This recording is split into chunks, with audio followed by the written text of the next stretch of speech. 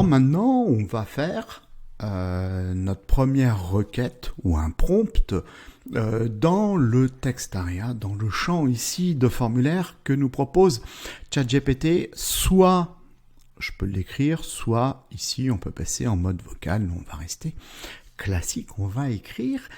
Et là, on va lui demander ce qu'on veut. On est en train de tester. Je vais lui dire, bien, par exemple, explique-moi ce qu'est l'intelligence artificielle. Vous voyez, en plus, j'ai ce qu'on appelle de l'autocomplétion. Alors là, je peux aller avec ma petite flèche vers le bas, là, sur mon pavé. Hop, je clique sur Entrée. Et là, voilà la réponse qui est en train de s'établir sous nos yeux. Voilà, alors, chose intéressante, c'est que si j'ai commencé à entamer la lecture, l'écran n'a pas sauté. Voilà, et donc du coup, je peux continuer la lecture. Et ici, j'ai une petite flèche vers le bas qui m'indique que la suite est disponible. Donc ici, si je clique dessus, voilà, j'ai la suite jusqu'à la fin de l'explication, voilà, que m'a donné l'IA. Alors, ici, on a la possibilité, vous voyez, en dessous, en fait, on peut noter, on peut lui dire bonne réponse, on peut lui dire non, mauvaise réponse. Alors ça, du coup, ça va aller directement sur les développeurs de l'IA. Alors, par contre, elle vient d'où cette réponse? C'est quoi? En fait, là, ici, quand je lui ai demandé donc de m'expliquer ce qu'est l'intelligence artificielle, j'ai fait quelque part une requête que j'aurais pu faire également dans un outil de recherche tel que Google.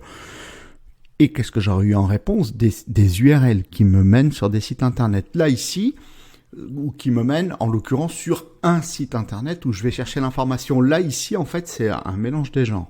C'est-à-dire qu'en fin de compte, la réponse que j'ai là, l'IA n'a pas été la puiser sur un, mais en fait, sur des milliards de data, sur des milliards de données, qui fait que elle a constitué sa réponse par rapport à ma demande. Alors, la réponse peut être plus ou moins précise selon la qualité de la demande. Là, ici, j'ai juste écrit, voilà, je lui ai juste demandé de m'expliquer ce qu'était une intelligence artificielle. Après, on peut améliorer son prompt. On verra ça plus tard. Mais ça, c'est la base. Alors, selon donc la qualité de la réponse, je peux la noter ou pas, hein, voilà. Et puis ici, voilà, on peut lui demander de recharger ou de changer de modèle pour avoir une réponse différente, voilà, avec d'autres moteurs de notre chat GPT. Ici, si je clique là-dessus, copier, voilà, ça veut dire que là, ici, je viens de copier facilement, en un clic, l'intégralité de sa réponse. Bon, donc ça peut être intéressant.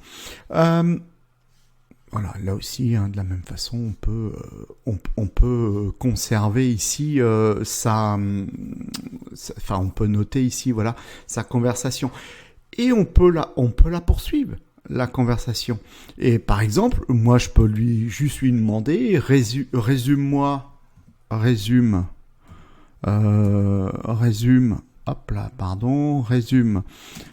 cette réponse en 10 lignes. Voilà. Et puis, automatiquement, l'IA va me résumer. Alors, elle sait de quoi on parle. On est ici dans un contexte. D'accord? Vous voyez que la réponse, je vous laisserai la lire si vous voulez, peu importe, je le vois. D'ici, c'est marqué l'intelligence artificielle, etc. Elle sait de quoi on parle. C'est ça qui est bluffant. C'est ça qui peut être intéressant. C'est qu'elle sait qu'on parle de l'intelligence artificielle. En revanche, c'est à double tranchant, puisque comme je vous ai dit, en fait, les datas, c'est pas elle ça sort pas de son cerveau. On dit intelligence artificielle, contrairement à l'homme. Quand là, par exemple, je suis en train de vous faire un tuto, ça sort de ma tête. Bon, elle, ça vient de données de personnes comme moi, par exemple, qui viennent alimenter l'Internet. Je suis même pas une goutte sur l'immensité du web. Mais du coup, ça veut dire quoi?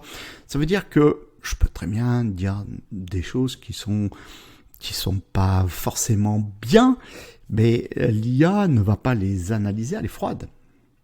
Si je lui pose la question de quelle couleur était le cheval blanc d'Henri IV, elle pourrait me répondre rouge si elle a trouvé les informations qui étaient rouges.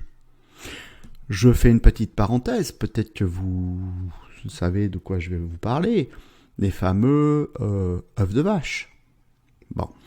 Donc du coup, il faut aussi derrière avoir du recul sur la réponse. Et par contre, meilleur sera le prompt, la question, meilleure sera la réponse, mais en aucun cas la réponse ne sera réellement garantie.